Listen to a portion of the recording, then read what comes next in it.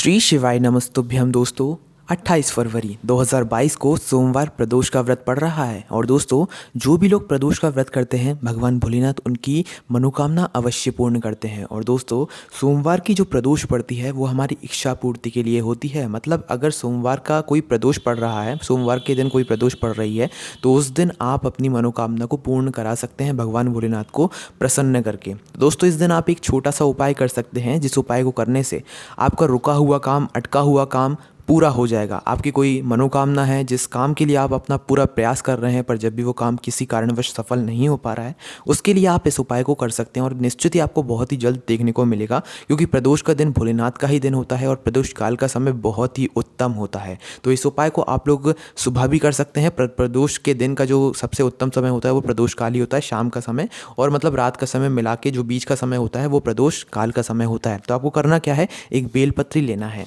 उस बेलपत्री की जो दोनों साइड की पत्तियां होंगी, उन पत्तियों पर आपको लाल चंदन घिस कर लगाना है। अच्छे से पहले लाल चंदन घिसना है। उस लाल चंदन को घिसने के बाद जो बेलपत्री की जो दोनों साइड वाली पत्तियां होती हैं उनमें पूरे में रंग देना है आपको। ठीक है, पूरे में अपनी उंगली से जो है फेर देना है, ताकि वो लाल चंदन पूरे पत्तियों पर फैल जाए। ठीक है, सिर्फ साइड की दोनों जो पत्तियां होती हैं एक बेलपत्री में, उन पत्तियों पर। ठीक है, 3 पत्तियां होती हैं, तो साइड की जो 2 पत्तियां होती हैं उन पत्तियों पर आपको पूरा लाल चंदन फेर देना है। ठीक है, सीधी साइड में, है ना।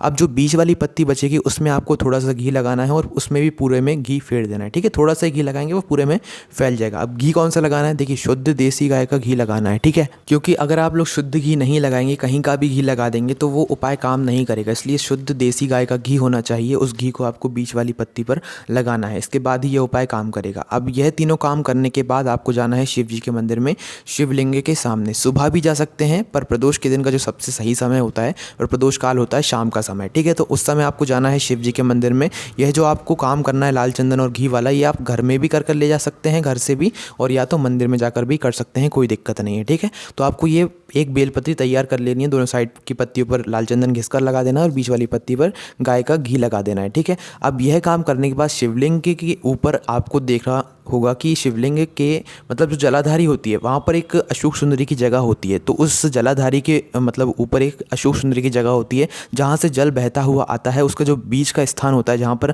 नाग देवता भी बने हुए होते हैं, तो उस स्थान पर अशोक सुंदरी का वास रहता है, जो कि शिव जी की सबसे छोटी बेटी होती हैं। तो उस जगह पर आपको इस बेलपत्री को समर्पित कर देना है। ठीक है, उल्टा करके, जैसे कि आप लोग शिवलिंग पर बेलपत्री समर्पित करते हैं, वैसे ही आपको यह बेलपत्री समर्पित करना है। तो जैसे ही आप लोग शिवलिंग के ऊपर अशोक सुंदरी वाली जगह पर इस पत्री को समर्पित कर देते हैं, समर्पित करने के बाद आपको अपनी जो विनती है भगवान शिव से करना है। कैसी विनती करना है, आपका कोई काम अटक रहा है, कोई धन रुका हुआ है, कहीं पैसा अटका हुआ है, कोई कामना है जिस कामना के लिए मतलब जिस काम के लिए आप पूरे प्रयास कर रहे हैं पर वो काम सफल नहीं हो पा रहा है, तो उस कामना को अपनी विनती के रूप में भगवान शिव के सामने आपको रख देना है। और बस यहाँ पर यह उपाय पूरा हो जाता है।